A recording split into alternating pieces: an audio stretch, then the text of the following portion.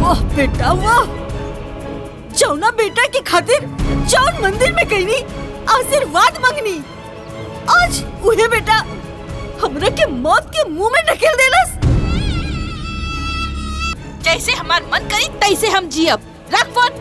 Hello hello, phone रख। मुंह झौसी कहीं के। रख फोन। अरे इंदु शांत शांति आराध कर। और का शांत हो जाई। हाँ तुहार भाई हमरा के लात मारी। हाँ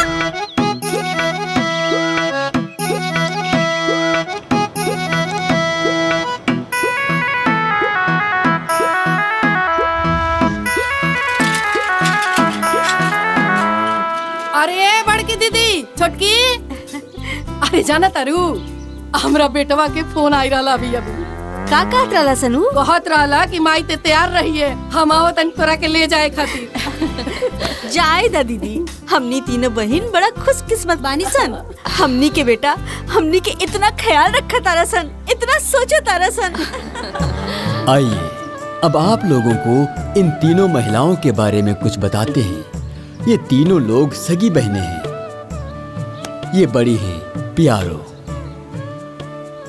ये मझली बहन है कुमारो, ये छोटी बहन है संवारो। तीनों हैं तो सगी बहन, लेकिन इनकी शादी अगल बगल के 3 पटीदारों के घर में हो गई। तीनों शादी के बाद भले पटीदार हो गई, लेकिन आज भी इनमें वही प्यार है। तीनों के पति का देहांत हो चुका है। तीनों के एक एक बेटे हैं। ये है प्यारों के बेटे उत्तम, उनकी पत्नी मालती और बेटा मिंटू। ये है कुमारों के बेटे रविंदर और पत्नी इंदु, ये एक शहर में रहते हैं। ये है सवारों के सुपुत्र सतेंद्र, पत्नी कविता और बेटी पम्मी। दुनिया यही खातिर ना बेटा खातिर रोवेले। अरे बेटा के संगे रह, पतोहिया सेवा करी, पोता के संगे हंसी खुशी जीवन कट जाई। जाना तारू दीदी, हमर बेटवा पतोहिया ना कबो आज तक हमरा से ना पूछलसन कि ये माई इतना पेंशनवा की का करबे। बड़ा निस्वार्थ भाव से जब फोन करी तब पतोहिया बेटवा से ज्यादा रट लगावेले कि माँ जी आ जाई।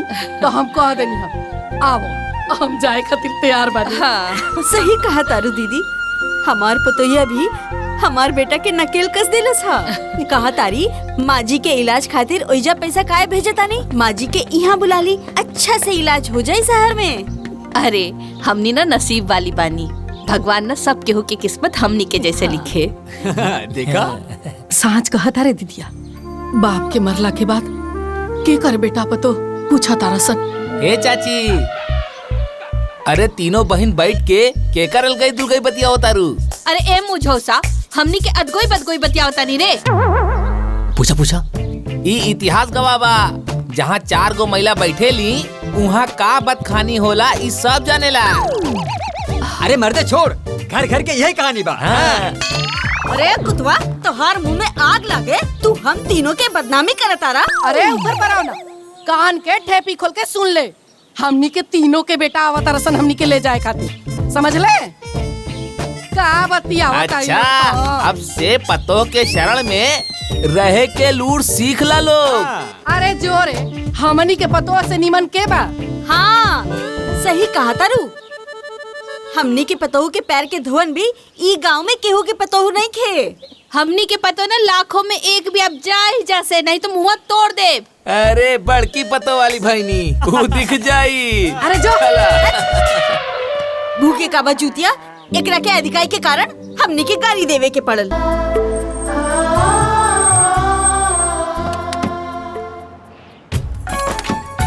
आवा। देखा देखा दादी आ गेली, जल्दी चला। अरे हमर बाबू, हमर सोना, हमर लाल, कैसन बाड़ा? माँ जी प्रणाम। खुश रहा, खूब खुश रहा, सदा सुहागिन रहा। अरे हमर पोता इतना बड़ा हो गईला। अब दादी आ गईली ना, दादी के साथे खूब खेली हा, ठीक बा?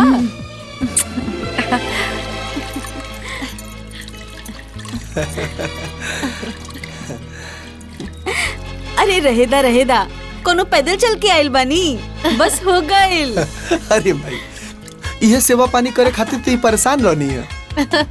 खुश रहा खुश रहा।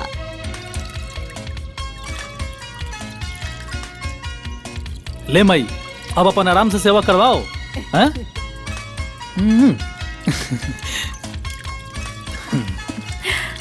दुल्हन अब रहेदा। अरे माई का बात कर तोड़ू, तोहर सेवा करे खातिर तैजा लेके आयल बनी। अब पतो सास के पाके खुश और सास के पाके पतो खुश।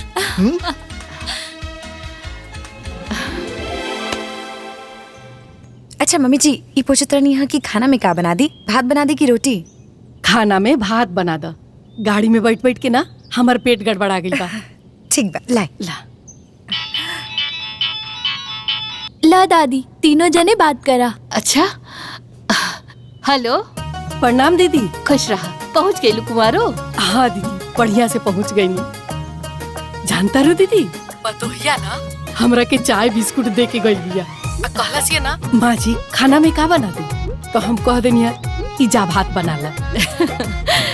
सवारो हमार बिटुआ ना हम तीनों बहन के एक के लाइन पे जोड़ ले बा, और सवारो भी बा लाइन पे। हाँ छोटकी बिया। प्रणाम दीदी। अरे खुश रहा खुश रहा। आ बतावा का हाल बा जाके? अरे दीदी, आउते पुतिया हाहा के लिपट गइल कि दादी आ गइल। आज बेटा पतोहू और पोती के देख के इतना नीमन लागल कि का बताई। हाँ छोटकी, ऐसा लागता कि हमनी के आज नया जीवन मिल गइल बा। ए मिलल ना, अरे अकेले जीवन जियल भी कोई जीवन होला? अरे कौन माई बाप चाहेला कि अपना बेटा पतो पोता से दूर रहे? अरे जाए दा दीदी, अब अपना परिवार के लगे आदमी आ गइल, खुशी राजी से रहा। हाँ बहू। ए दीदी फोन रखल जा, हमार पतोहिया आवाज लगावतिया कि माँ जी खाना तैयार हो गइल बा।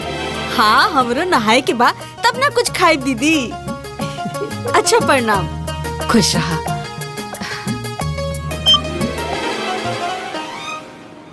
सॉरी यार, आज तहार फोन ना उठा पाऊनी। उ का है ना, हमार सासू माइल बानी। आ गई तोर सासू माँ? हाँ, और अब से हम एकदम रिलैक्स। रिलैक्स मतलब ई कि एक तो हर महीना उनका अलग से पैसा भेजा, ऊपर से घर में काम करे वाली नौकरानी के पैसा दा, डबल खर्चा। तब तो डबल फायदा होखी। अरे ई दिमाग हमार जानू के हमार देवल हा। वो तो एक नंबर के बोका दास बाड़े। यही से न भगवान तहार जोड़ी बनौले बाड़े, पति बोका दास, पत्नी तेज। अब नौकरानी रखे के जरूरत खत्म, अब पैसा भेजे के झंझट भी खत्म। हमके तो सासू माँ के रूप में काम करे वाली नौकरानी मिल गई। हाँ अब तो हमार ऐश हुई ऐश। हाँ तोरा बिना ना कोनो पार्टी में निक ना लागेला। मिला तारू ना काल? हाँ यार एकदम मिला तानी। अब से हमनी के ऐश शुरू। अरे तो आज से ना शुरू करम तो कब से शुरू करब डियर? अरे 7 महीना के पेंशन पड़ल बा बुढ़िया के अकाउंट में। अरे डियर, अब वही तो आइल बिया, 2-4 दिन ओकरा के घुल मिल जाए दो। अब वही पैसा मांगम तो का सोची? एकदम चौपटे बानी का? मतलब बहाना बना के बोली ना, हम जाने बोले खातिर थोड़े ने की कहत डियर। अरे तो कैसे बहाना करी, तू ही बताओ ना। 2-4 को खर्चा के बहाना बना दी। आप टेंशन दिखाई उनकर आगे। आखिर हाई तो राउर माई है, राउर मोह पे मोहा जी है। समझो ताने ना डियर। सुना ना वो अकाउंट से पैसा भागल जाता, आ नहीं तार सोना चांदी के दुकान भागल जाता, बुझाइलू? हमरा के राउरी बात बिल्कुल नहीं पसंद आवत। अगर हमार हार अबे बन जाई तो कोनो प्रॉब्लम बता दियो। अरे 1 हफ्ता बादे बन जाई तो का प्रॉब्लम बता रहा? हम अपन दीदी के कहले बानी ना कि हम 2 दिन बाद अपन हार पहन के सेल्फी लेके तोरा के फोटो भेजब। अब हमार दीदी के आगे हमार इंसल्ट हो जाए तो रवा के अच्छा लगी डियर। अरे तो समझे के कोशिश काहे नहीं को करत है? पैसा खाती बोलेम ना तो माई सोची कि यही खाती बोले ले बड़ा सन। अरे कुछ ना समझिए डियर, जो वो हमार कहल करी ना हमने के काम हो जाए। उनकर के कह दी कि ढोलुआ के स्कूल के एडमिशन करावे के बाद हमने के लगे पैसा कुछ कम पड़ता, फिर हम अपना सासू माँ के पैसा से करब अपन साजो सिंगार। हेलो हेलो का बात बा? आज तो बड़ा सुंदर लगत बाड़ू हैं? लिपस्टिक तो बहुत चटकार लगोले बाड़ू। आज तो मूड कर था कि दिन में ही रुक जाते हम। तो रुक जाई। रुक जाती, लेकिन कहा ना डॉक्टर के अपॉइंटमेंट मिल गई बा। माई के तो फटाक से तैयार करा। ए हेलो, इतना जल्दी का बा? सासू माँ के कुछ दिन और रह दी, ओकरे बाद दिखा देवल जाई। ए हेलो, माई अपन इलाज करे खातिर नहीं आयल बा, तो एमन दिन और तारीख कौन जोड़ देख लेगा? अरे रउआ आज दिखाई चाहे कल दिखाई चाहे अब ही दिखाई, ओसे माजी की उम्र बढ़ जाए का? ए हेलो, ये किसन बात करता रू? अरे बाबा गुस्सा काहे होत बानी, हम तैयार कर देत बानी, ठीक बा? इतना सोच धोच के कहाँ जाता रू? ए हमार जानू, पहले ई बताई कि हम कैसन लागतानी? ब्यूटीफुल। जानू, हम ना सुमन के साथे बाहर जातानी। अच्छा, तो खाना क्या बनाई? इतना ब्यूटीफुल वाइफ से रउआ खाना बनवाई का? वो सब तो ठीक बा, लेकिन खनवा बनाई के? सासू माँ। अच्छा, मम्मी दादी के घर में काम करे खातिर बुलेले बाड़ू। चुप दादी के चमचा, चल जाके नाश्ता कर। ए जानू, रउआ एकदम चिंता मत करी, माँ जी के ना हम बड़े प्यार से बेवकूफ बना के जाए। हाँ अच्छा। बाय जानू। माँ जी। तू के?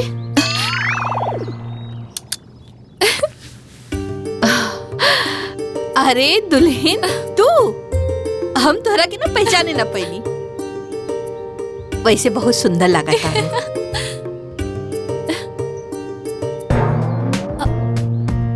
माँ जी, हाँ हमारे को दोस्त के हस्बैंड बाड़े ना, उनकर तबीयत बहुत जोर से खराब बा। अच्छा, हॉस्पिटल में भर्ती बाड़न, उनकरा के देखे जाता नहीं हम। हाँ जा, ऐसे में जाए के भी चाहिए। लेकिन माँ जी, हमरा आए में ना तनी सा देरी हो जाई। तो इमे कौन समस्या बा? वो कहा ना कि घर के कुल काम बाकी बा, झाड़ू पोछा बर्तन खाना, एक कुल रउआ कर लेब का? दुल्हन ई हमरो घर बा, काहे ना देख ले, हम सब कैले, तू जा। ठीक बा माँ जी, लेकिन खाना एकदम टाइम पे खा लिया। हाँ, बैठे माँ जी। बाय बेबी, बाय माँ जी। ई हमार बाबू खाई।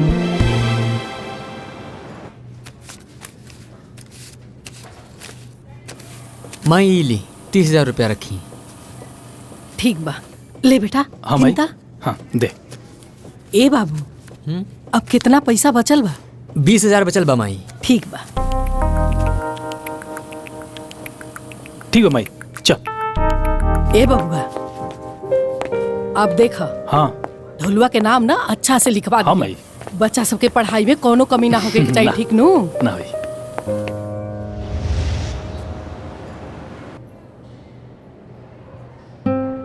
तनी जीप दिखावा, तनी साउर। हाँ, और का तकलीफ बात होके? डॉक्टर साहब, आजकल भूख नहीं खिलागत और पेट में बाई तरफ मीठा मीठा दर्द होता। यहाँ होता? हाँ। कितना दिन से होता? 6 महीना से डॉक्टर साहब। अच्छा, ऐसे पहले कहीं चेक कर ले रहा? ना सर। अच्छा, नर्स। यस सर। माता जी के बाहर ले जाओ। ओके सर। आवा बैठा।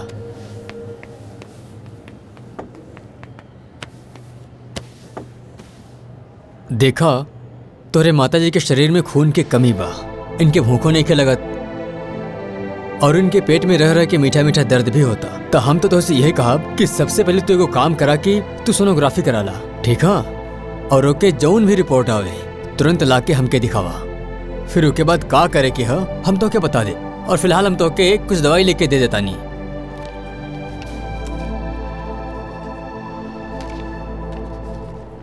ठीक है डॉक्टर साहब। ठीक बा, प्रणाम। नमस्ते।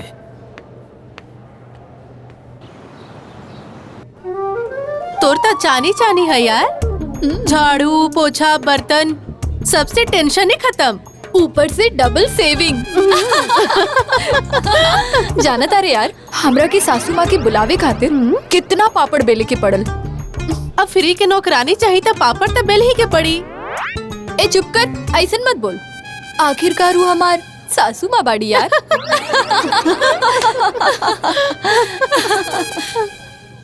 अरे कमीनी, तोर तक कमीनापन भी कमाल बा। अच्छा, तोर हस्बैंड के कोनो प्रॉब्लम तो नहीं है? अरे पत्नी अच्छी होके के चाहिए जे अपन पति के इशारा पे नचाए। हमार पति तो गेयर में आइबे न करेलन। हाँ, तो तू पत्नी वाला धौस दिखावत हो। हाँ। अरे ऐसे ना होला, पहले प्रेमिका वाला रस बरसावा, फिर देखा मर्द कैसे पिघल जाले। अरे हमरा के देखा, हम दिन भर ही ऐस मौज करके शाम के अपना पति के साथ है घरे।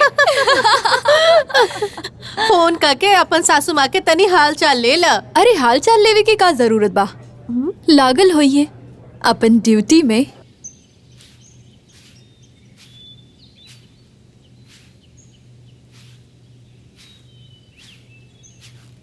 दादी हमके दा, हम लगा दे। अरे छोड़ा, हम लगा ले। दादी आप थक जाए। तोहार दादी इतना जल्दी थके वाला नहीं खे। तू यही जा बेटा, ठीक बा? हम लगावत तानी।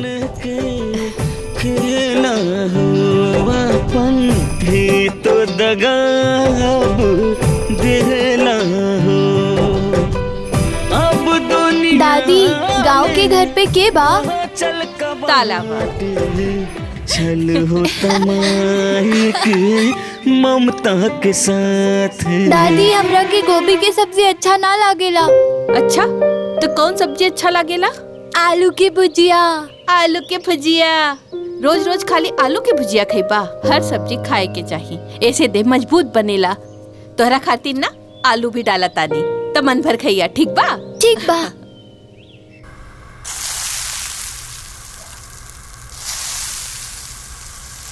जब खाना बन जाई ना तो तू गरम गरम खाना खा लिहा। और आप?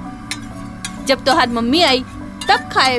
जबले मम्मी ना आई तबले इंतजार करबू। हाँ बेटा, तोहार मम्मी हमार पतो पिया ना, बहू बेटी के सम्मान होले, तो माँ बेटी साथे खाए। तो हम अभी मम्मी के फोन लगावतानी।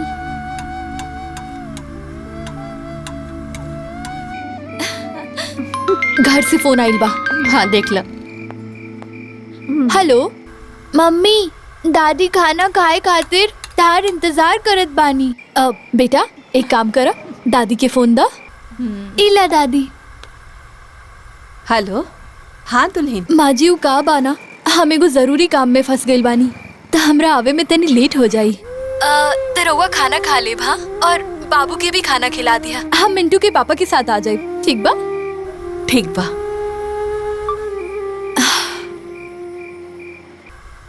आज दादी पोता दोनों साथ में खाना खाई। अरे चल जाई।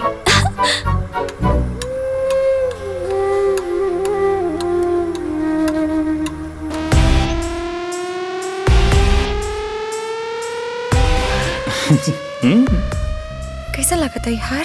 एकदम ब्यूटीफुल लगा था।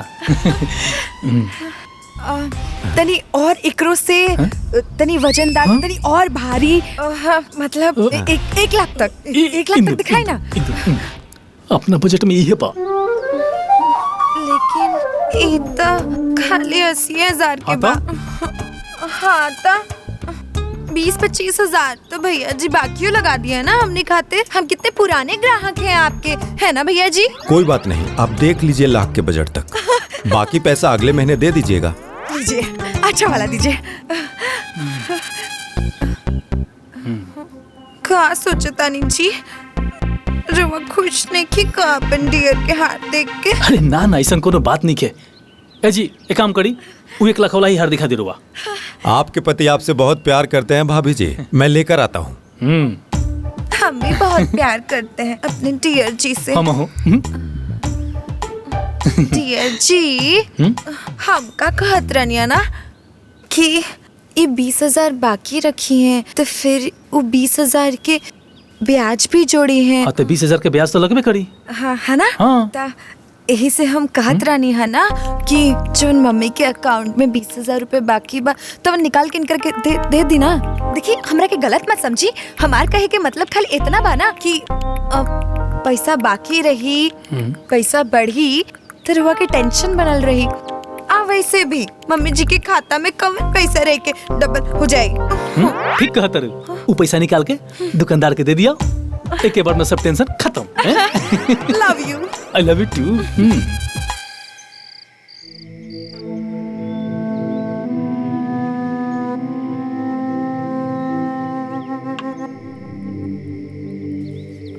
ए हेलो जी, इतना टेंशन में काहे बानी? कुछ ना, सब लोग घर में रहल ना तो यही से हम बताना पौनी। डॉक्टर साहब के माई के हम रिपोर्ट देखौनी। काबा रिपोर्ट में? माई के पित्त के थैली में गांठ हो गई बा और ऑपरेशन करावल भी बहुत जरूरी बा, नहीं तो कैंसर हो सकेला। कितना पैसा लागी? कम से कम 4 लाख रुपया लगी।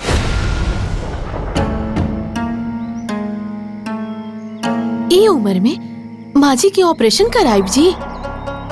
जी अबे खातिर करे के पड़ी ना। जितना औरदा लिखल हुई ओकरा से 1 मिनट बढ़ा सकेला का? तो का करी यार? मान ली जहाँ 5 साल जिए के हुई वहाँ 4 साल न जी है, ये न हुई। अच्छा डॉक्टर साहब और का कहले बाड़े? कहना है कि जबले ऑपरेशन ना हो ना तबले उनकर दवा चलत रही। ठीक तबा माँ जी अब 100 साल थोड़े ना जी है। बिना मतलब के पैसा फेंकले के कोनो जरूरत नहीं है। माँ जी से कह दी कि सब ठीक बा, दवा खात रहिए और धीरे धीरे उनकर बीमारी ठीक हो जाई। ए हेलो जी, का सोचा तानी? कुछ ना सोचा था नहीं हम। जादे जाना तारू कुआरो, पतोहिया के साथे साथे ना ओकर सखी सहेली भी जीन्स पैंट और करिया करिया चश्मा लगा के आवेले। हाँ ये दीदी जान तारू, हमू अपना पतोहिया के सहेलियन सबसे पूछा नी ई सब का हो तो जान तारू का कहलस या? का रे? कहलस या कि लाइफ के एंजॉय हो। तो हम मनवा में सोचन ई कौन लाइफ के एंजॉय हो? ए दीदी, हमनी के तो अपन जीवन उहे माटी घूरा में लसार पसार देनी सन। अब बेटा पतोहू एंजॉय करत आरे तो करे दा। ए रे छोटकी, तेहू कब्बो जीन्स पैंट पहनले की नहीं? भाग दीदी, हमरा के तो लाज लागता। ए दीदी जान तारू, एक दिन हम अपना पतोहिया के नाइटी पहन ले रहे, ऐसा लागत रहे ना, इतना ढीला ढाला रहे लगे नु के एगो बांस पे कपड़ा टांगल बा। हमहू पहन ले रहनी हा, बड़ा आराम मिलल रहे। तो जीन्स चश्मा पहन के तू हो एंजॉय करा। अरे हमार कहे के मतलब ई है, खुशी जहाँ से मिले ना बटोर लेवे के चाहिए। सुन ले ले छोटकी, दीदी का कहली हा, तेहू अपना पतोहिया के एक दिन कपड़ा पहन के अपन श्रद्धा शौक पूरा कर ले। चाहे देना कवारो, बेटा पतो के उम्र है एंजॉय करे के तो करे दे। अब बेटा पतोहू हमनी के प्यार दुलार देता तो इहे नु एंजॉय बा। तब का ए लागता हमार बेटा पतो आ गई बा, तो फोन रख, हाँ बाद में बात करब। प्रणाम। खुश रहा।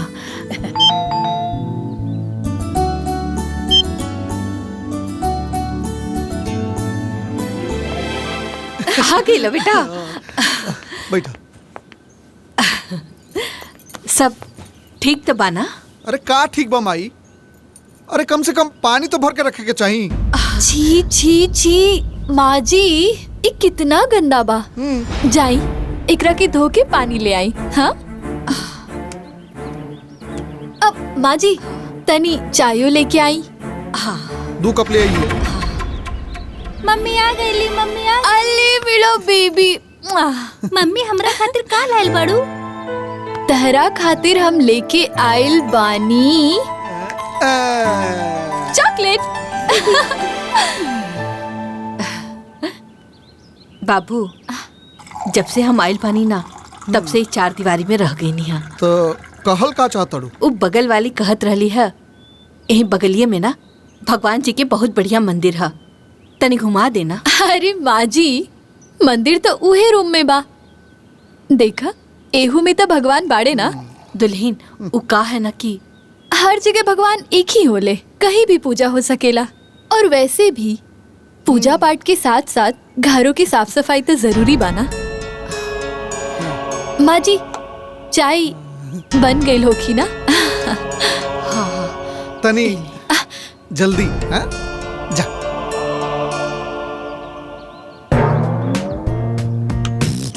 ए हमार जानू, हम सही कहा तानी ना? बहुत सही। हर जगह भगवान अलग अलग थोड़ी होले, मंदिर जाए जरूरी थोड़ी बा। बिल्कुल है ना? लव यू जानू। Love you too. दादी चिंता मत करा, हम रहुआ के कल मंदिर लेके चलब।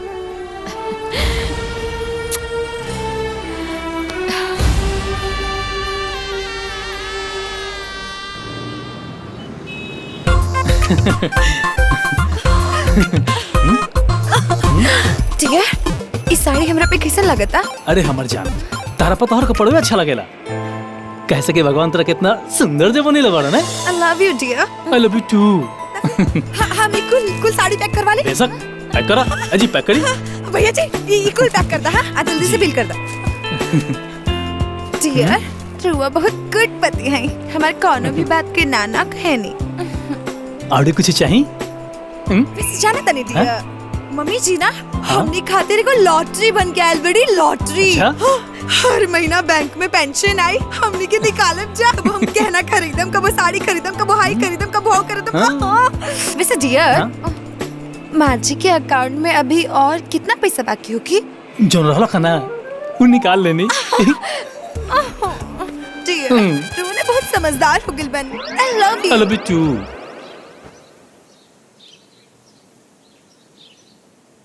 दादी तोहार साड़ी तो फाट गइल बा। अरे पुरान हो गइल बा, यही से फाट गइल बा। ढोलू, पापा पापा देखा ना दादी के साड़ी फाट गइल बा। माई गोलुआ का कहता तोर साड़ी फाटल बा? अरे बबुआ पुरान हो गइल बा, यही से फाट गइल बा। ऐसन करा ना, हमरा खातिर दुगो नया साड़ी ला दा। अच्छा नया साड़ी? मतलब नया साड़ी रुआ का करम माँ जी? अरे हमरा लगे 4 गो ऐसन साड़ी बा जवन हम ई 2-3 महीने से पहना तानी, उ हम दे देता ना, उ पहनी। जाने तानी डियर, हमरा मम्मी के ना 5 साल हो गइल बा नया साड़ी खरीद ले। हमर भौजी बाड़ी ना, उनकरे छोड़ल साड़ी पहने ली। हाँ दुल्हन ठीक कहता रे बबुआ, हम बूढ़ पुरनिया नया साड़ी पहन के का करब? हाँ तो साड़ी दे देना माई के। हाँ हाँ देते नहीं ना, अबे देता नहीं लाइन। अरे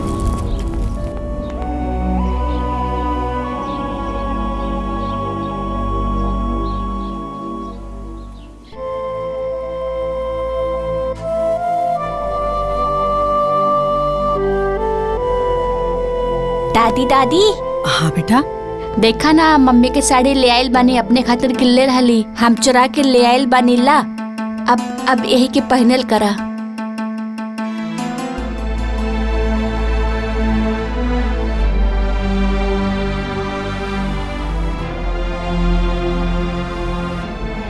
अरे आओ बेटा, देखा बेटा हम ऐसा साड़ी नानू पहनीला ना। तू जहाँ से ई साड़ी लेके आई बड़ा ना, ले जाके वही जी रख दा, न तो तारा मम्मी के पता चले तो तारा के मारे लगी है। तारा दादी के ना अच्छा लगी। तू दादी के अच्छा पोता हवा, बात माने ला। जा ले जाके रख दा। जा।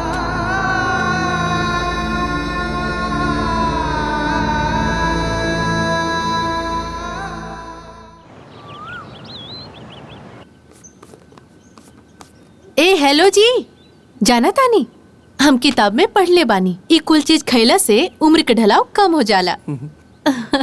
ए बाबू तनी सुना, उ का है कि आजकल हमरा के तनी कमजोरी लागेला। अखिया के सामने ना अनिहार छा जाला। अब तनी काजू बादाम लादा तो दूध में मिला के महीना भर पियब ना तो कमजोरी ठीक हो जाई। बुढ़ौती में ढेर तू तही ना खाल जाला माजी। अगर देह भारी हो जाए तो घुटने में दर्द होखे लागी। का हलो हम ठीक कहत बानी ना? बीमारी तो एगो मन के भरम होखेला।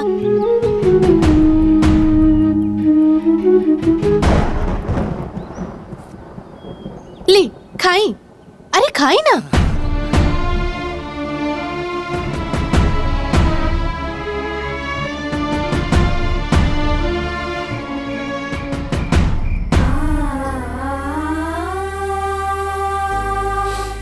दादी दादी।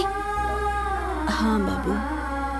ई दूध ले आयल बानी, तू भूखे पेट सोआ तारो, ई पी ल तू, ठीक बा? ना बाबू तू पिया, तू अभी छोटा बाड़ू ना। हम मम्मी से झूठ बोल दे कि दूध गिर गइल बा त दूसर दे दी है। ना पिया, तू पीला। दादी पी ली ना। अच्छा आधा दूध तू पीला, आधा हम पी ले। ठीक बा दा, पहले तू पिया।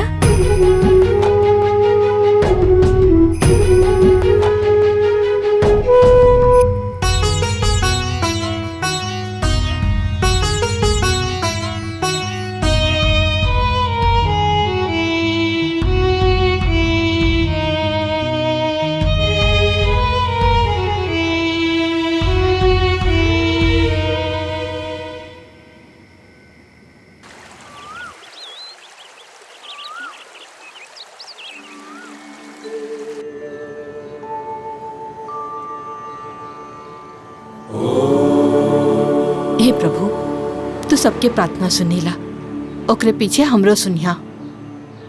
हमार बेटा पतो के खुशहाल जीवन बनाए रखिया प्रभु।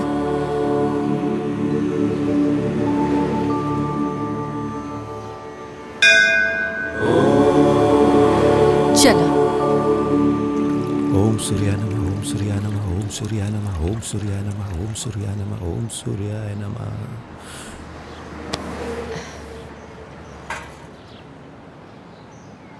दादी मम्मी पापा के ई मत बताइया कि हम तरह के मंदिर लायल बानी। ठीक बा, ना बताए। बकीर बेटा झूठ ना बोले के चाहिए। मम्मी रउआ से झूठ काहे बोले ले?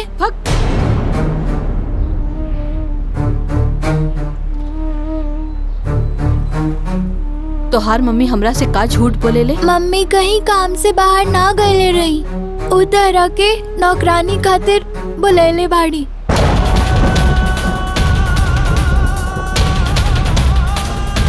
बाबू ये सब तोहरा के बतैले सा? मम्मी के सहेली से बात करते सुन लेनी।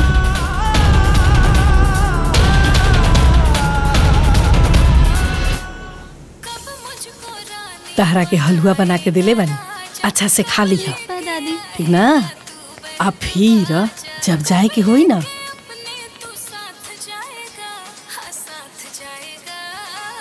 ए बबुआ, हाँ इका कोरा तारी सन? दादी ये सब ना रील बनावता रे। रील? ए रील का होला रे? ऐसे ही एंजॉय करे खातिर बनावता रे। अच्छा, तू कबो बनैले बाड़ा रील? हाँ दादी, मम्मी साथे बनावले रहनी। अच्छा, एकरे के एंजॉय कहल जाला ना? हाँ दादी, हमने के ना रात के पापा के मोबाइल में रील बनाइब जा। ना हो, ई तो हमनी के शोभा ना दी। अच्छा दादी ये बतावा हमार बर्थडे के गिफ्ट का देबू? अरे बेटा, जब दे हम देख ली हम। चला इंदु। अरे आगे नहीं रुआ, कुल सामान मिल गई। सब सामान ले बनिए में। पापा हाँ बेटा, हम केक कब काटा? रात के कटाई बेटा। ए देखा यही में सब कुछ बाटा। ए बेटा, हाँ माई, तनी कुछ पैसा देता, हम बउआ खातिर गिफ्ट खरीद लेती। हाँ लेन। माजी अभी हाथ में पैसा नहीं किया। अरे कौन से हम 2-3 हजार रुपया मांग लेनी? अरे 200-300 में तो हो जाई। अरे माजी 200-300 होके के तो चाहिए देबे खातिर के। अब वैसे भी अगर रुआ के गिफ्ट देबे ही के बा तो पार्टी में कितना लोग गई हैं, कोनो गिफ्ट उठा के दे दे, हो जाए। इका कहता रू तू, एहियो महीना के पैसा तो तहरे के लाके दे देनी, तो भाव कैसे हो गई? अच्छा, तो अब रुआ हिसाबो रखतानी, जवन भोजन करतनी ओकर का राशन पानी हवा में से आवेला। इंदु तनी शांत हो जा यार, तनी शांत हो जा। का शांत हो जाए डियर? भी बुढ़िया हिसाबो रखतिया। अरे हमार सास बन के आयल बड़ी की पटीदार हो दादा।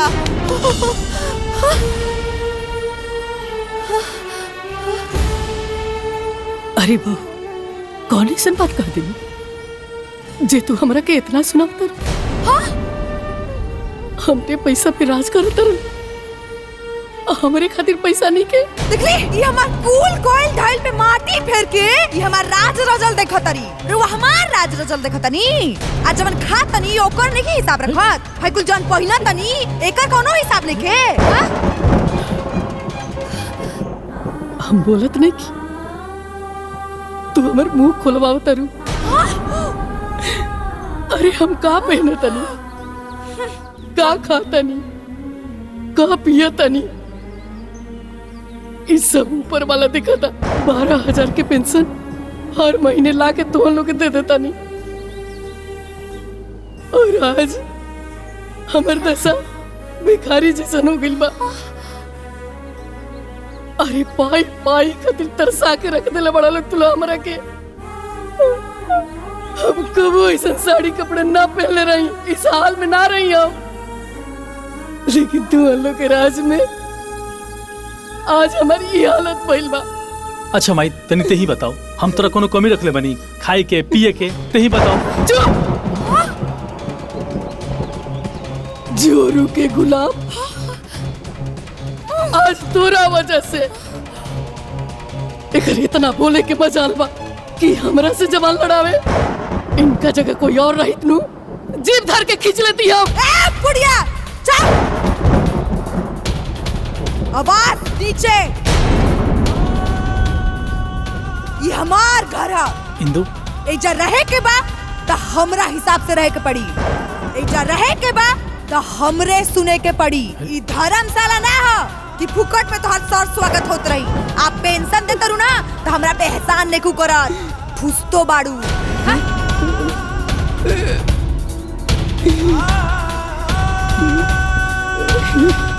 चली जी बहुत काम बाबे। बुढ़िया हमारा टाइम खराब कर दिला।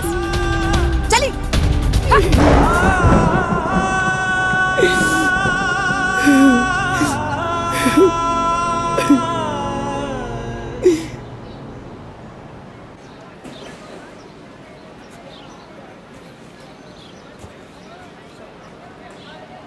माताजी। हरी हरी भाजी ले ला। अरे नमस्ते माताजी, और कैसन तबीयत बा आपके? लागत आप हमके पहचानी ना, हम डॉक्टर साहब। अच्छा अच्छा डॉक्टर साहब कैसन बानी? यहाँ कैसे? घरे बदे फल लेवे के रहे तो आ गई नहीं बाजार में। अच्छा। तब तक आप दिखा गई नहीं। अच्छा। तो फिर सोचनी कि आपके हाल चाल ले ली। और कैसन तबीयत बा आपके?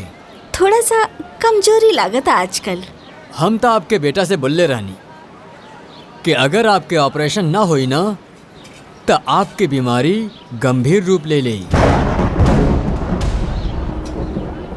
ना तो आपके बेटा दोबारा आपके चेकअप खातिर ले गए और ना तो ऑपरेशन के बारे में कुछ पूछलस। ऑपरेशन? लेकिन वो तो कहलस कि मैं दवाई खो ठीक हो जेबू, अब कोनो बीमारी नहीं खे का? हाँ सुनिए माताजी, आपकी शुरुआती कैंसर है। कैंसर? आप अपन ख्याल रखिए, हम चलाता नहीं।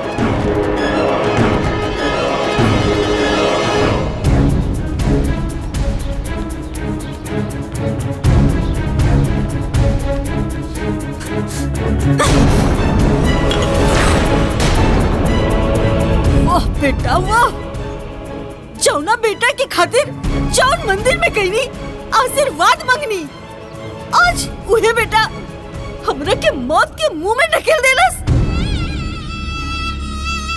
आज डॉक्टर हमरा के सब सच्चाई बता देलस। माई हमार बात तो सुन तो। तोहार कोनो बात हम ना सुनब। हमरा के तोहरा ऊपर बिल्कुल भरोसा नहीं के। तू हमरा साथ धोखा कैलस, धोखा। अरे इलाज हो जाई तो रउआ 500 साल जी जाए का? अरे इतना पैसा नहीं खे कि बिना मतलब के गोईठा में घी सुखावल जाई। 4 लाख रुपए कहाँ से आई?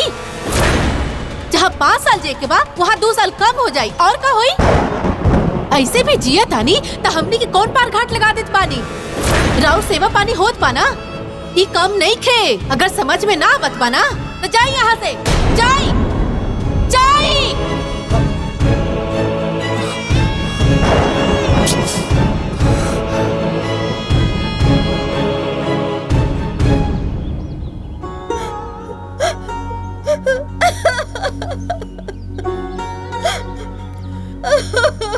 Happy birthday, happy birthday, happy birthday, happy birthday,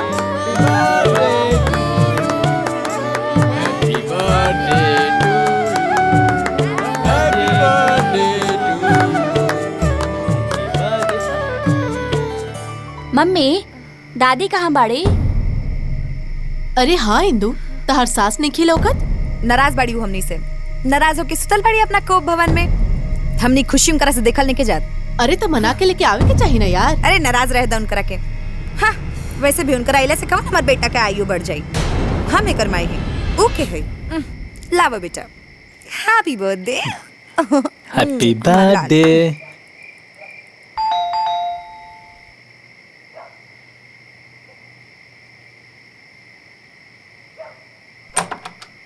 अली मेरा बच्चा। और बतावा दिन भर काका कैला? खाना हो गई? ना मम्मा। काहे? दादी आज खाना नहीं खे बनौले। खाना नहीं खे बनौले?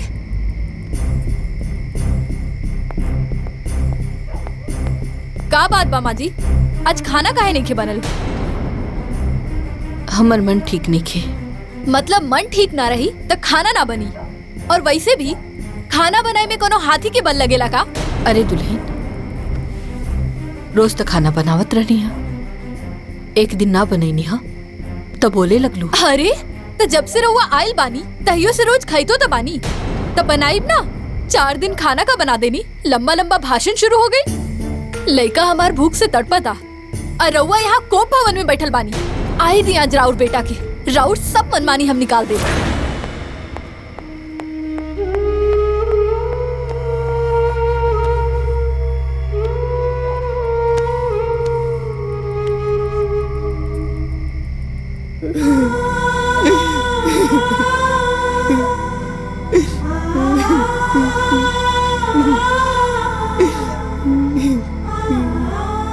दादी उठा, दादी।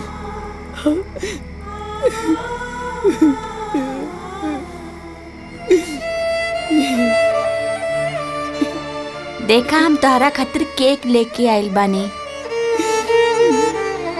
दादी हमरा के कोनो गिफ्ट ना चाही, हमरा के तू अपन आशीर्वाद देता यही सबसे बड़ा गिफ्ट बा।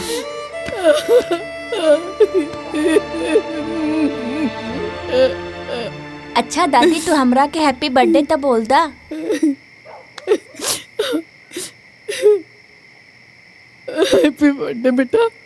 ना दादी हंस के।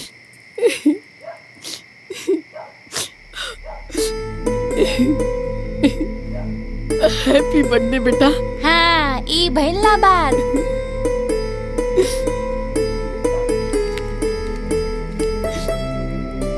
दादी ऐसे तू अपन गांव चल जाइहा, मम्मी पापा ना बहुत गंदा बाणे और तू यहाँ फिर लौट के मत आइहा।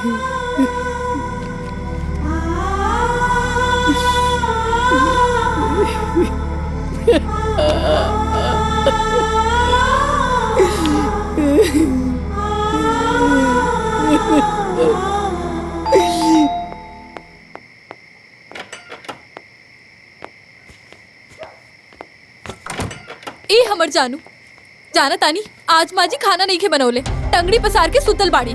हमार सोना नियन बेटा भूख से तड़पता। अच्छा माई माई माई यहाँ ते सुतल बड़े लइका हमार भूखे बा। पापा दादी के बुखार बा। तोरी कौन नाटक चला रे? हाँ एजा नाटक करे आइल बड़े, जब देखो तब ड्रामा, जब देखो तब ड्रामा। वाह बेटा, मेहरारू के चढ़ैला पे माई के ड्रामा निहारे लगले हा। एक बार ई ना पूछले हा खाना काहे न बनल। हमरा के पता चल गई कि हम ई घर में नौकरानी बन के आयल बानी। ना हम एगो बेटा के माई हैं और ना एक पतोह के सास। हम ई घर में सिर्फ और सिर्फ एक नौकरानी है। अरे हमार जानू, सुना तानी बुढ़िया की ड्रामा। अरे कौन माई अपन बेटा बहू के घर चार को काम ना करेला। हाँ। जब हमार बेटा ही नालायक हो गई तो तहरा से का उम्मीद रख सके नी। बस इहे तोर प्रॉब्लम बा। जब देखा तब मालती से टेंशन, जब देखा तब टेंशन। अरे तोरे प्रॉब्लम की वजह से हम का मालती के साथ छोड़ दी ना। तू एकरा के काहे छोड़ पे? ते हमरा के छोड़ दे। हाँ तेरे हुआ के रोक ले के बा, जाई यहाँ से।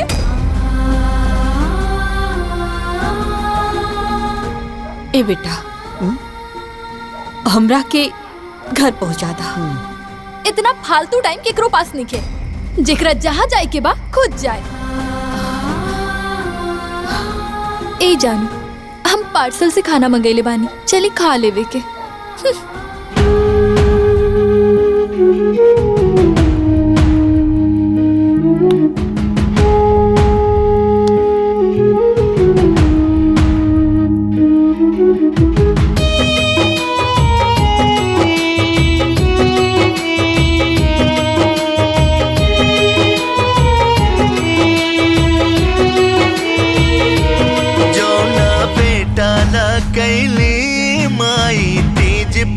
त्योहार ओही बेटा से अब मिलता हर पग पर दुत्कार। माई बापू के जिम्मेदारी अब झमेला हो गई। जे अंगुरी धरा के चला बल आज वो अकेला हो गई। जे अंगुरी धरा के चला बल आज वो अकेला हो गई।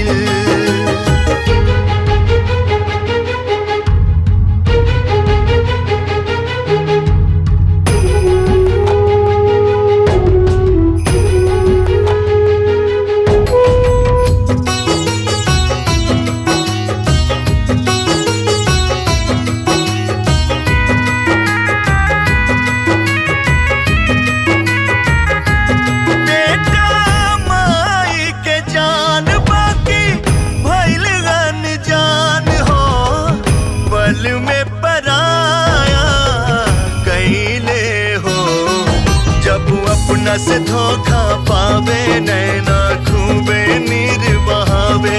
माई बाप के दिल में दुखावन आज खेला हो गई। जे अंगुरी धरा के चला बल आज वो अकेला हो गई। जे अंगुरी धरा के चला बल आज वो अकेला हो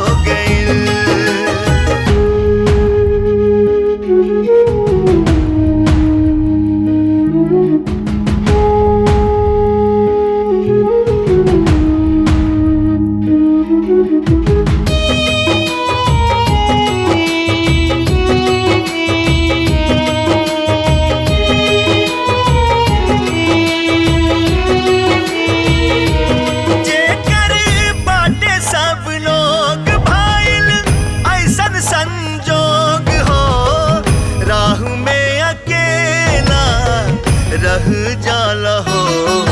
रो रो के रहेली माई जब बेटा बने ले कसाई। आज अपन भइल पराया दुख के मेला हो गई। जे अंगुरी धरा के चला बल आज वो अकेला हो गई। जे अंगुरी धरा के चला आज वो अकेला हो गई। अरे चला चला क्या करता है? जल्दी कर। अरे दादा हमको बैग बुला के घोड़े पे। मूंगफली चाहिए का ले ली। मूंगफली मूंगफली।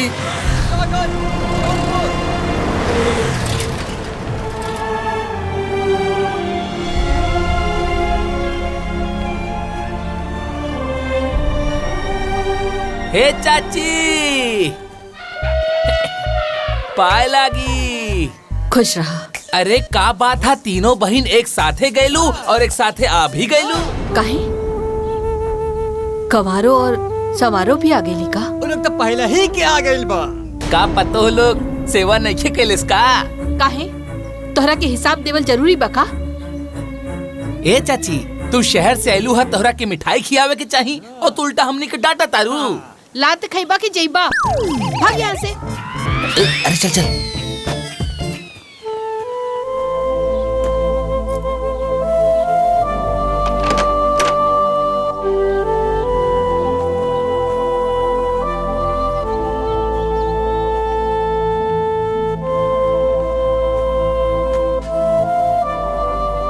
ए जी, आज रउआ जिंदा रहती ना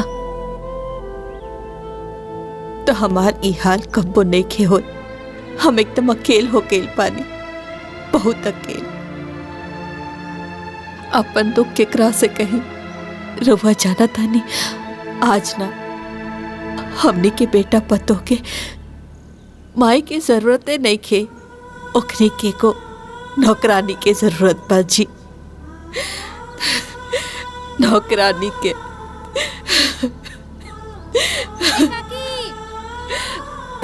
हाँ, आवतानी।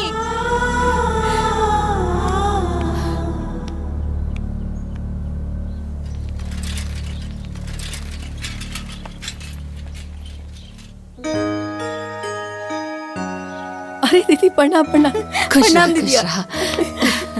कैसे बड़ू? बैठा। आवा दीदी बैठा। अरे ये तक कमाले हो गई। हमनी तक गईनी भी एक के साथे और आ भी गईनी एक के साथे। हमार तो मने ना लागत रहे, लेकिन हमार पतोहिया ना हमरा वही ना देत रहे। अरे हमार पतोहिया तो हमार पैर पकड़ के रोवे लागल कि माजी मत जाई, माजी मत जाई। अरे अपना बेटा और पतो के समझावे में हम तो परेशान हो गई। अंत में हमके का कहे के पड़ल? खाली घर ऐसे ताला मार के ना छोड़ल जाला, तब जाके आवे देला सर। अरे भैया इतना सेवा कि भैया हम तक खिसिया आ गई नी। आखिर में कहे के पड़ल कि भाई अब रहे दा। हमार पतोहिया दिन भर हमारे भी बैठा रहे। अच्छा, तो हमके कहे कि माजी ई खाली, माजी ऊ खाली। अब तू ही बताओ, आई छोटा सजान कितना खाई? जाना तारू, हमार पतो एक दिन का कहत रहे, अम्मा जी चलिए ना आपको पार्लर लेके चलते हैं। अरे ये उम्र में पार्लर, बूढ़ी घोड़ी और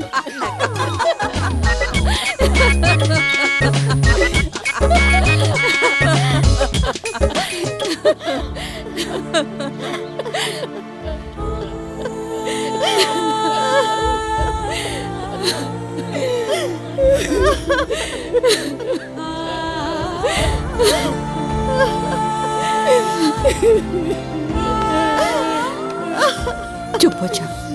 भगवान अगर ए दुनिया में केहू के बनैले बाड़न ना तो ऊ माई भी आ। माई अपना औलाद के, अपना खून के एक एक बूंद से सींचे ले। हर मंदिर में, हर भगवान के सामने ओकरा खुशहाली खातिर विनती करे ले, ताकि ओकर औलाद खुश रहे, स्वस्थ रहे।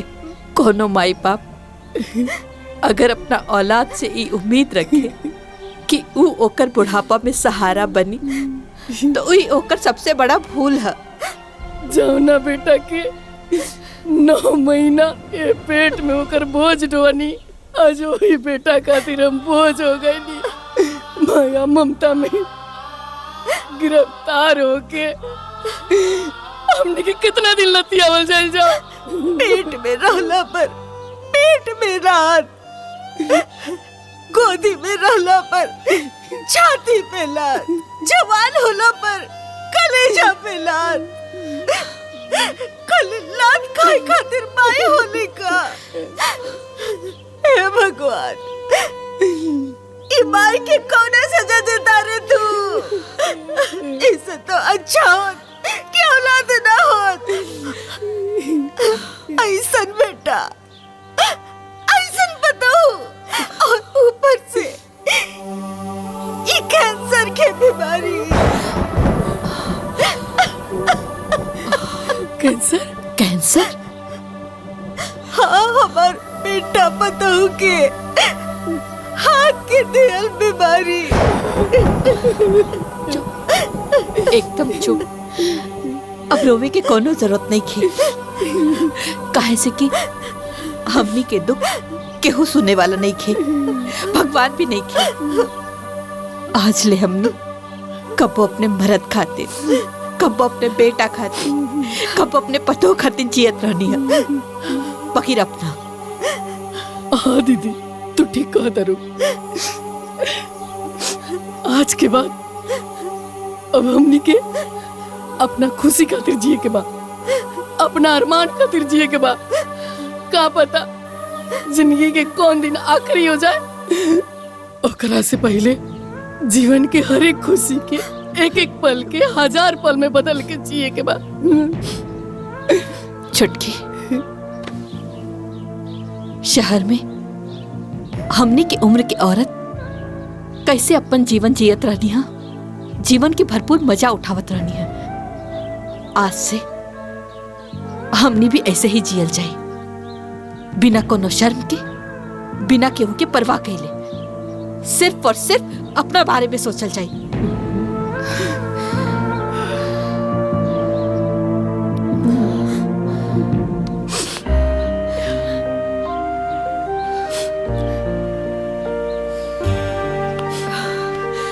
हाँ दीदी, हाँ दीदी, आज से हमने के सिर्फ और सिर्फ अपना खुशी खातिर जिए के बाद। बताई ना जानू, सास तो बहू के मानियन होखिला ना। हम तनी सुन काम करे का कहनी, वो यहाँ से भाग गई नी। बाकी एक बात कान खोल के सुन ली, सास बहू के रिश्ता रहे चाहे ना रहे, बाकी हम उनका के छोड़ब ना। पापा में नोट गिने के चाहिए, पैसा उड़ावे के चाहिए। अरे इको शोभा देवेला? हाँ, अरे सास के अगर संपत्ति बहू के ना होखेला तो केकर होखेला? बताई डियर। हे हेलो जी, आप बताई ना, वो गांव में बुढ़िया की इलाज ओकर दादाजी करी है। लगाई फोन, हम कहत पानी ना, लगाई फोन। आज के हम सुना के रहो, का सोचत पानी, लगाई फोन।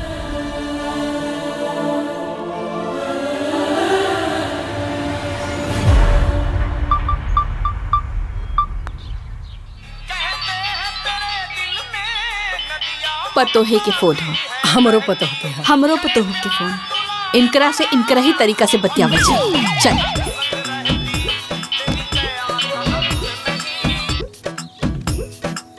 हेलो, कौना गर्मी में गैलू बुढ़िया?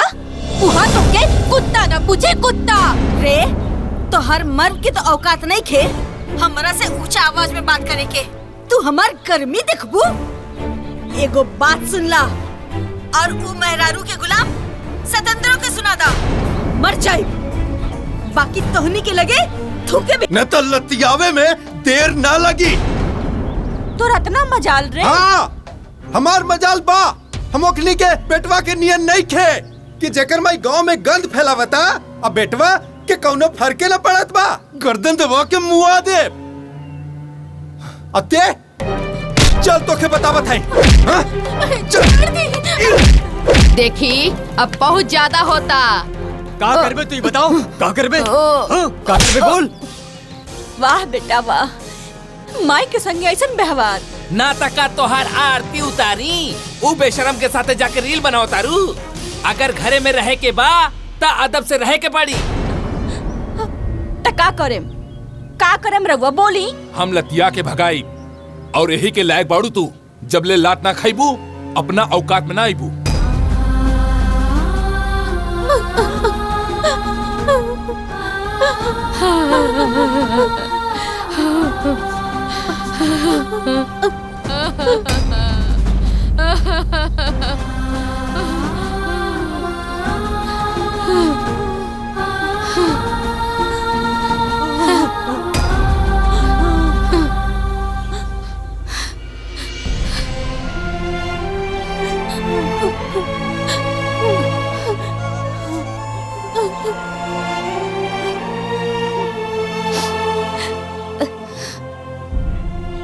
अरे हमनी के तो बस दुत्कारे वाला चीज समझेलन सन, और जब देखा तब डांटेलन। अरे यहाँ तक कि हाथ तक उठा देलन। हमरे मर्द के बनावल घर और कहा था कि अदब में रहा, बता बोलो हमके वो अदब सिखावा था। अरे जीवन के सब त्याग और तपस्या सब माटी हो गई। तनी सब बात में इतना जलील होके के पड़ल, आगे के जीवन में का होई का? या तो दुखी होके आत्महत्या करे के पड़ी या जहर खाए के पड़ी। हाँ, रोआ सब ये चाहता नहीं। हाँ? बकीर आत्महत्या करे की कोशिश काहे? अरे औरत से ताकतवर के बाई दुनिया में? वो लोगन के औकात कि रउआ लोगन के सुनाई? अरे रउआ लोग सुन रहल बानी, ऐसे वो लोग सुना रहल बा। दीदी एकदम ठीक कहता रही। जैसे हमनी के तीनों अपना खुशी खातिर जियतन जा, रउआ सब भी अपना अपना खुशी खातिर जी। अरे ई बाल बच्चा घर परिवार सब माया मोह बा, सब अपना स्वार्थ खातिर हमनी सबसे जुड़ के रहता। अरे बस हम कहता नहीं, रउआ सब अपना खुशी के का कहल जाला बुचिया? एंजॉय करी जा। अरे रउआ सब ज्यादा सोची मत, बस अब अपना खातिर जी। हाँ। तू ठीक कहा तारू, सही कहा तारू तू सब। अब हमनी के अपन जिंदगी जी। अब देखी फोटो, लागत कि बिटिया फैल बिया। यहाँ तो मारत रहली, अवा एक्शन करतिया। ए हेलो, देखा था नी? अरे सब देखा तानी हम। अरे तब चुप काहे खातिर बानी डियर? रोवा के तमाशा निमन लगता। तो तू ही बतावा ना कि हम का करी? हूँ तो पगलाई गइल बिया। ये तो पागलपन के निशानी है। हाँ तो पागलपन के चक्कर में मुंह में करिया पोत के घूमब। अरे यार तू पागल हो गल बाड़ू। हम पागल नहीं हो गइल बानी। बुढ़ौती में जौन तोहरे माई के चाल चलन भइल बा ना, कहीं ऐसा न होखे कि दूसर बियाह कर ली, बुझनी? ए हेलो, तू कुछ हो करो यार, ओकरा हमरा से कोनो मतलब नहीं के बस। अरे भले उनकरा से मतलब नहीं के, लेकिन उनकरा संपत्ति से तो मतलब बा ना। ये बात के का मतलब? मतलब ई कि केहू खिला पिला के कुल संपत्ति अपना नाम कर लेलस, तब हमनी के का मिली? ठन गोपाल। तो का कइल जाओ?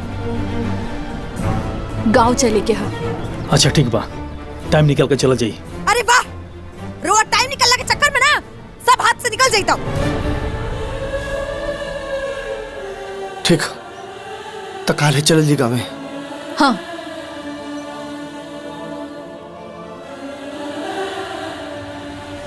ठीक बा।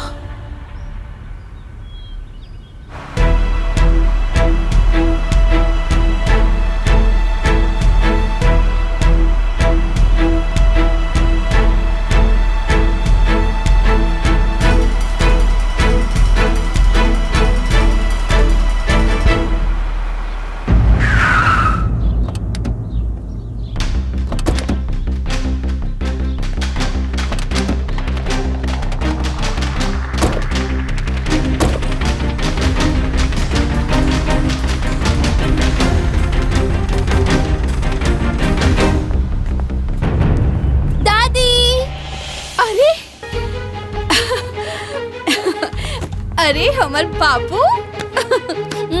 का तमाशा चलता माई? फोटो में हम तो सगरी नाटक देख ले बानी। कैसन बाड़ा बेटा? हाँ? अच्छा तो तू ये सब करे खातिर वहाँ से यहाँ भाग के लो है? दादी भी आई बड़ा। हाँ? पोता। हाँ?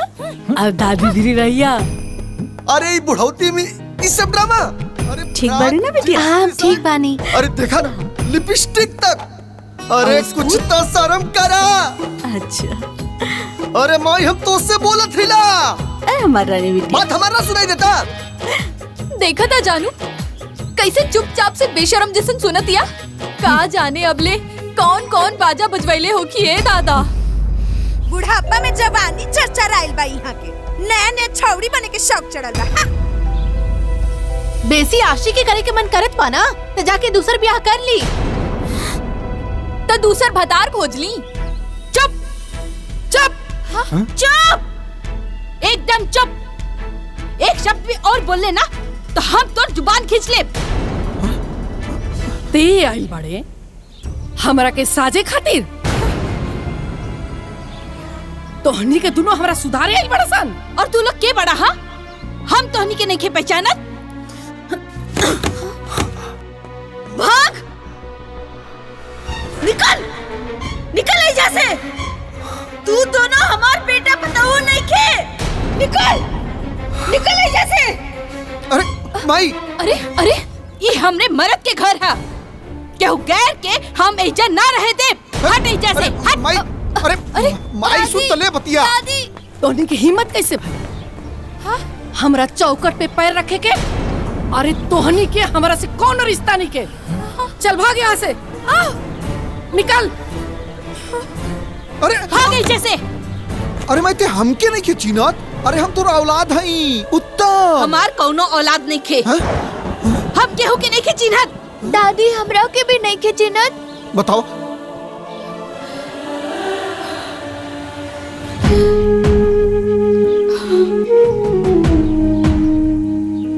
ना बिटिया, तू तो हमार कलेजा के टुकड़ा बाड़ू। तू काहे ऐसे बोले तारू? तू तो हमार राजा बेटा हवा ना? हाँ?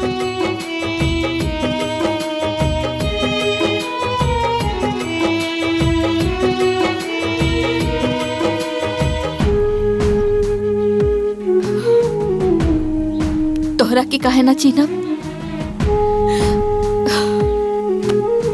हमर जौन कुछ भी बा सब तोहार बा। ए हमर जानू, हम इतना बेइज्जती के बाद एजा ना रहब। ना हमरा के एजा रहे के बा।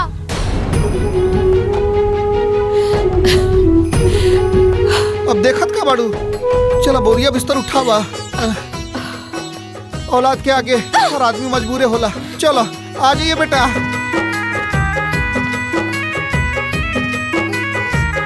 खाली अपना पोता के मुंह देख के एकरा मोह में तू लोग खातिर तो हम इतना करिए सकतन।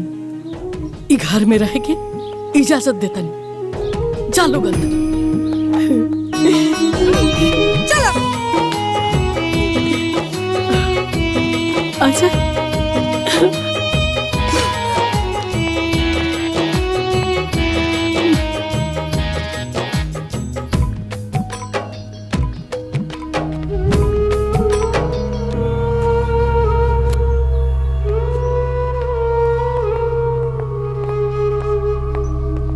बताई ना जानू, एगो सास के ऐसे व्यवहार करे की चाहिए का?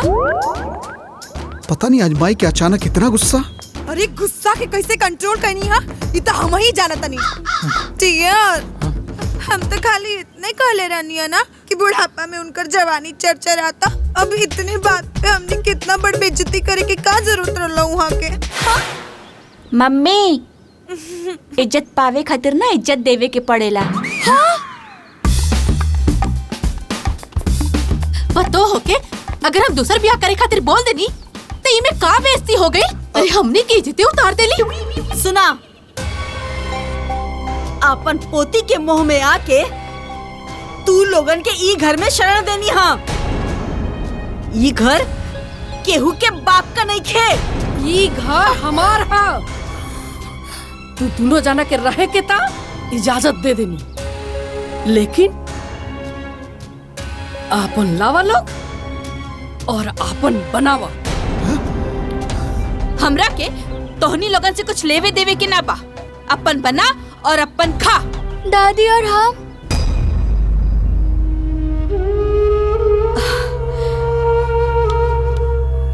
हमनी के पिज्जा बर्गर के पार्टी हुई। दादी का यहाँ बर्गर पिज्जा आ जाई?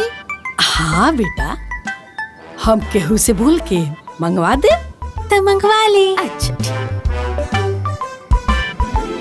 हैला, चल खा।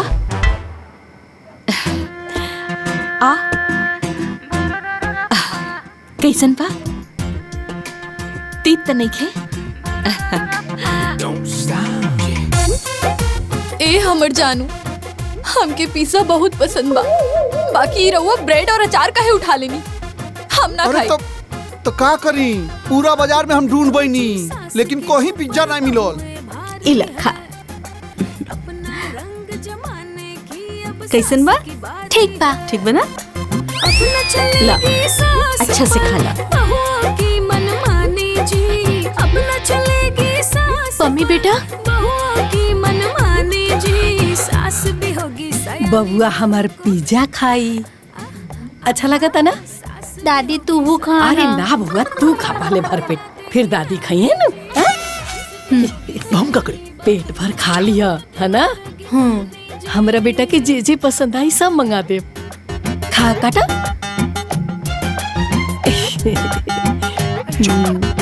बहुत बढ़िया बाना बाबू। हाँ दादी का कहली अपन बनावा अपन खा।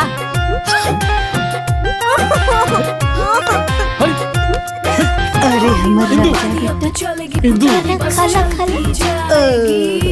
अरे अपनी रवानी अब अपनी कहानी तो बदल। मम्मी बेटा। हाँ माई। झूठों के ममता में रहे ई मनवा झुराइल हो, बहुते दिनन के बाद। पता नहीं माई कहाँ से इतना जुगाड़ के ले ली समझे ना होता। खैर हाय ला खा ला ना। मिंटू ए मिंटू जरा सुनाई नहीं के देत। मिंटू कहा बेटा तू उतना ना खा पाइबा, तनी हमरो के दे दा। माई बहुत टेस्टी है, पूरा खा ले। ए जानू जाए दा हाय खा ला खा ला।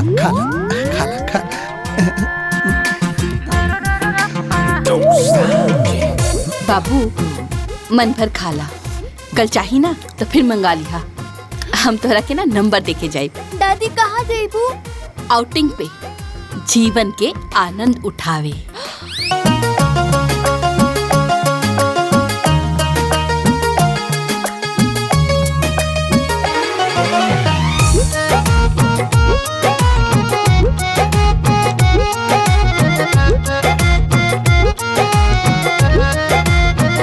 करेंगे खूब मस्ती, होगा घूमना और फिरना, हो पल पल का हमको तो मजा लेना है।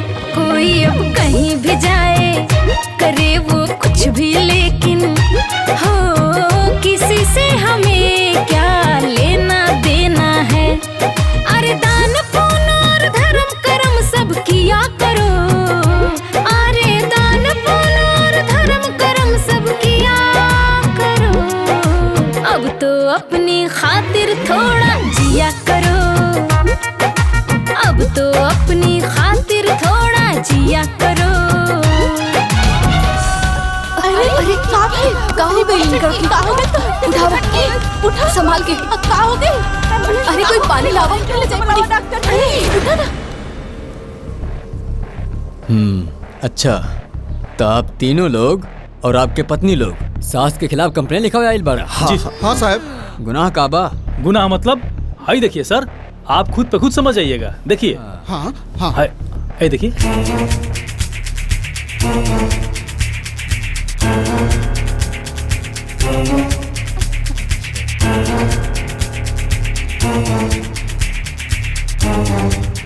देखी साहब, देखी ओके समझी। हमरा के तो समझ में कुछ नहीं किया हुआ। हाँ? अरे सर जी, ये फोटो में साफ साफ पता चला था कि कुल औरत के नाम पे कलंक पड़ी। हाँ। आप कौन है बहन जी? हम हई बिगड़ल औरत के बदकिस्मत बहू। सर हमनी के घर पे खान पीन पे रोक लगावल गेल बा। ये लोग दिन भर आवारागर्दी करेला लोग। बताई ई उम्र में ये कुल शोभा देला का? बहू के तो कोनो परवाह ही नहीं के, बस अकेले अकेले मौज मस्ती करे के बा। अच्छा तो ये प्रॉब्लम बा कि वो लोग आप लोगन के अपना साथे मौज मस्ती ना करे ले जाले लोग। यही नाराजगी बाना आप लोगन के? हाँ ना ना दरोगा साहब ऐसा कोनो बात नहीं खे। अरे तो मेन कारण का बताई ना आप लोग। अरे मंद बुद्धि के कोनो कारण होला का? सर देखिए हम बतावतनी, बात बिल्कुल क्लियर बा। ये तीनों सास लोग ना आपन एगो ग्रुप बनैले बा लोग, जिमे ई लोग ऐसने तुच्छ हरकत करेला लोग। ठीक बा? ई लोग के ना अपन बेटा के इज्जत के कोनो परवाह बा, ना बहू के इज्जत के कोनो परवाह बा। अब रउआ बताई कि हमनी के का करे के चाहिए? कैसन बात बा यार? हाँ पुत्र कुपुत्र तो देखले बानी, लेकिन माता को माता पहली बार देखा तानी। पति को पति तो देखले बानी, लेकिन पत्नी को पत्नी पहली बार देखा तानी। अच्छा आप लोग बताई ना हमरा के करे के काबा। साहब उचित कार्रवाई होके के चाहिए। हाँ तो होकी ना महाराज, उचित कार्रवाई होकी। अब्बा होकी नहीं तो हमने जाना था ना अमरण अनशन पे। अरे रुका रुका रुका रुका लोगन, आमरण अनशन करे के कोनो जरूरत नहीं के। हम खोजत बाई ना आप लोगन के माई के उनकर सास के। ए पांडे जी गाड़ी निकाला।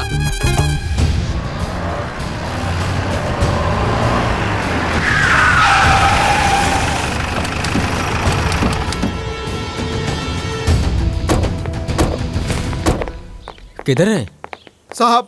तीनों घर में चेक करी, कहीं नहीं बड़ी कूल। ए चक्रासन। हाँ हाउ चेक करी, हाउ हमार घर। सर हमारा घर देखा। पांडे जी देखा हमार घर सबको ना चेक कराओ। सर जी हमरा ता लागत आ उ तीनों अपन बेशर्मी से शर्मा के गांव छोड़ के भाग गइलस। हाँ अरे भागित लो ना तो का करित लो, गांव में चारों तरफ थू थू जे हो गइल बा। चाहे कहीं भी गए हुई, बुढ़ापा में अत्याचार के सजा मिले के चाहिए। हाँ बिल्कुल मिले के चाहिए, बिल्कुल।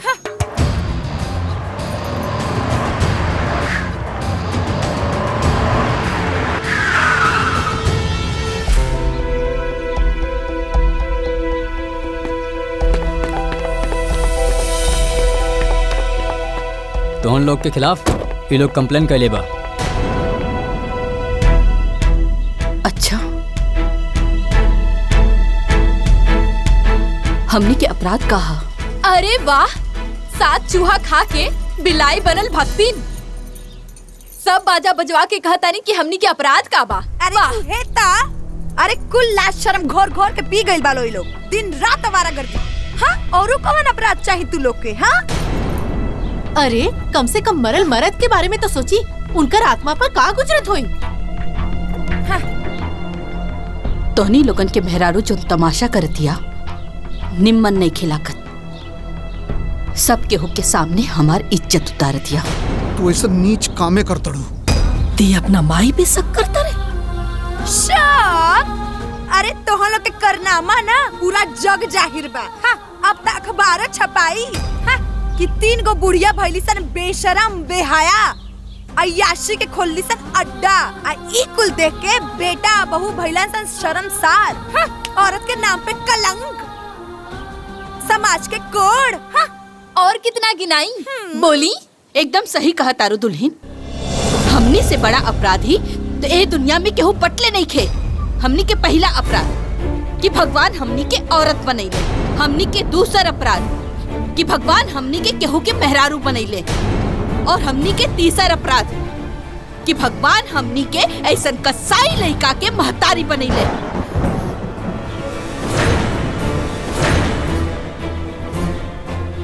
और हमनी के चौथा अपराध कि भगवान हमनी के ऐसा निर्लज पतोह के सास बनैले। जवानी में पति से ताना, बुढ़ापा में बेटा पतोह से ताना, जीवन में बस ताना ताना सुन सुन के खत्म हो जाता है।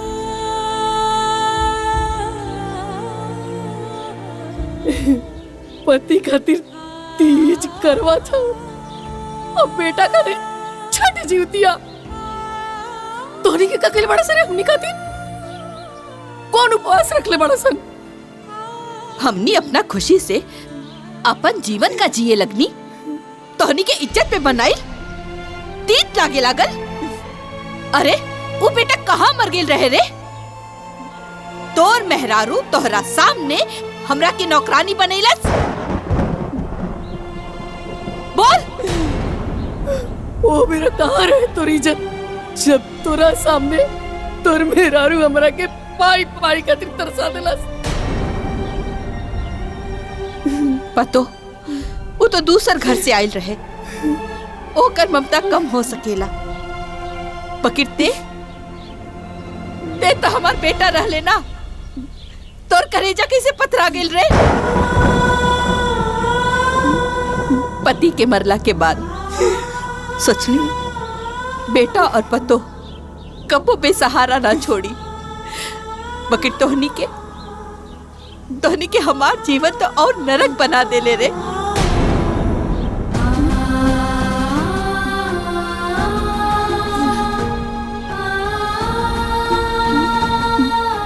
माई अगर तोके कोनो समस्या रहे ते हमसे कहले काहे नहीं? तो के बात समझ में ना आयल।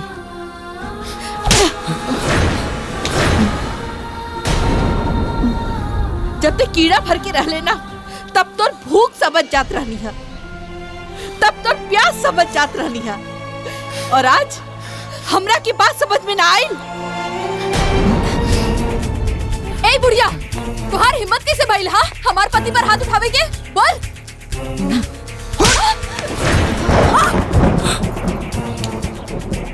एकदम चुप।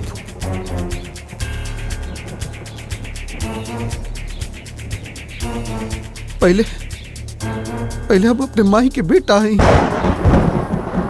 ओकरे बात तुर बता रहे हैं, बुझाइल?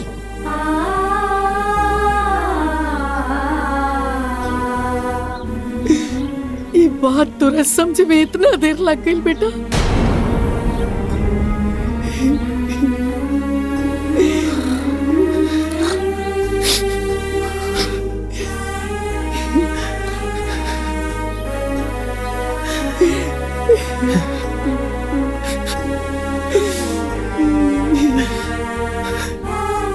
हम हाथ जोड़ के तुरंत से माफी मांगा दे, हमके माफ कर दे भाई।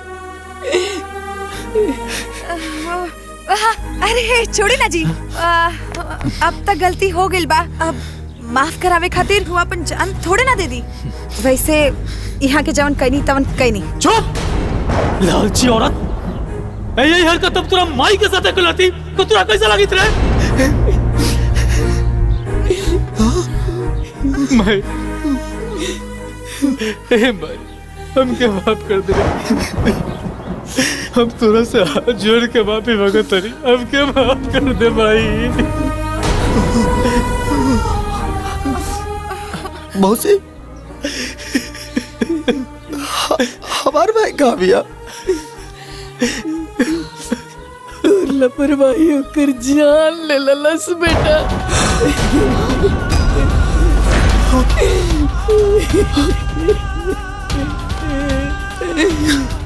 हमर बहन मर गई।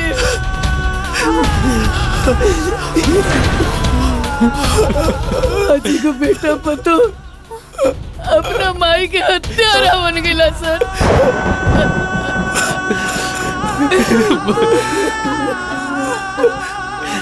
मौसी कैसे हो गया रे मौसी?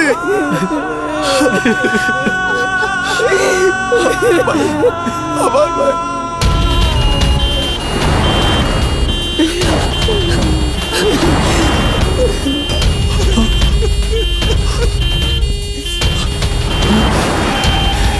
मौसी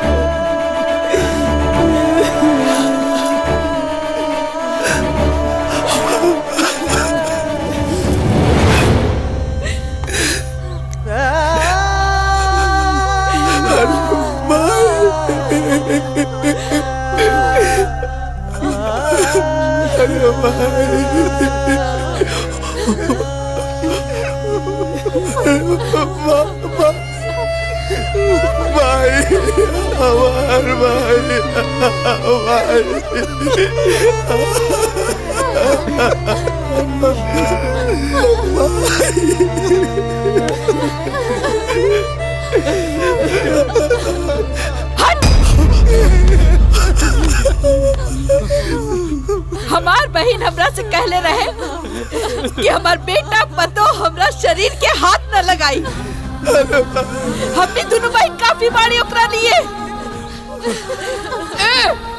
तू के अलावा का दले बड़े एकरा के? अरे हमनी के दुनिया समाज के परवाह कइले बिना अपना बहन के हर पल के खुशी देवे के कोशिश कइनी जा, खुश रखे के कोशिश कइनी जा। ते अपना करनी से बेटा के फर से वंचित हो गए। तू दोनों भी तोहनियों के अपना बेटा के पद से वंचित हो गइला सन। ए हमनी के प्राण बा। अरे भाई, अरे भाई,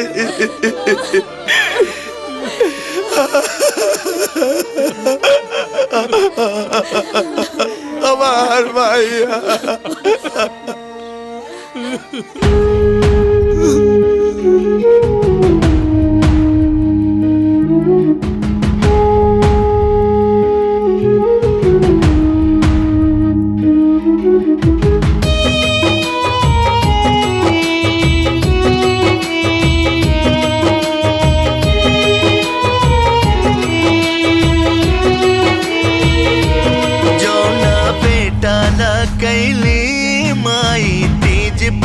त्योहार ओही बेटा से अब मिलता हर पग पर दुत्कार।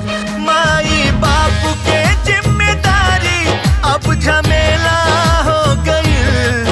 जे अंगुरी धरा के चला बल आज वो अकेला हो गई।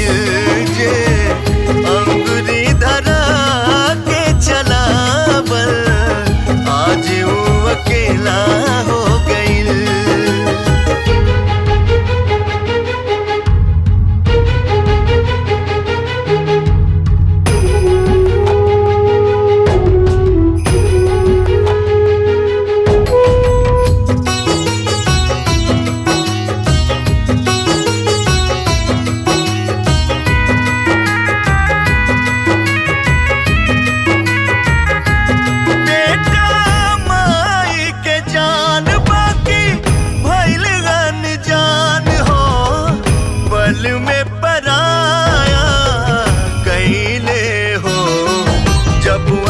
से धोखा पावे नैना खूबे नीर बहावे। माई बाप के दिल में दुखावन आज खेला हो गई। जे अंगुरी धरा के चला बल आज वो अकेला हो गई।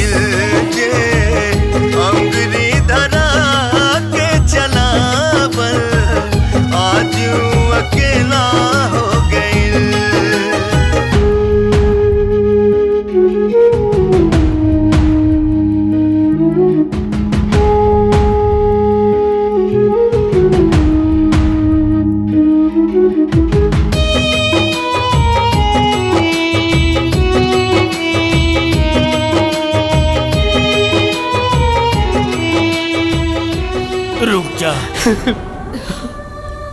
सतेंद्र बेटा होकर के जे अपन माई के साथ व्यवहार कैले बाड़न ओकरा से तक केहू माई के अपन बेटा से नफरत हो जाई।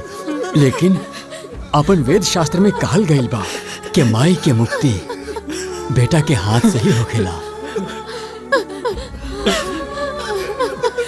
सतेंद्र के माफ कर दे रे बहन।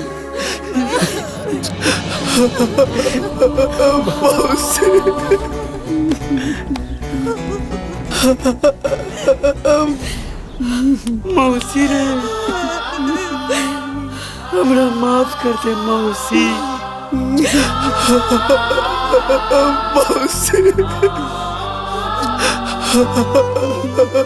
मौसी, अरे भाई। माफी हमरा से ना अपना माई से मांग।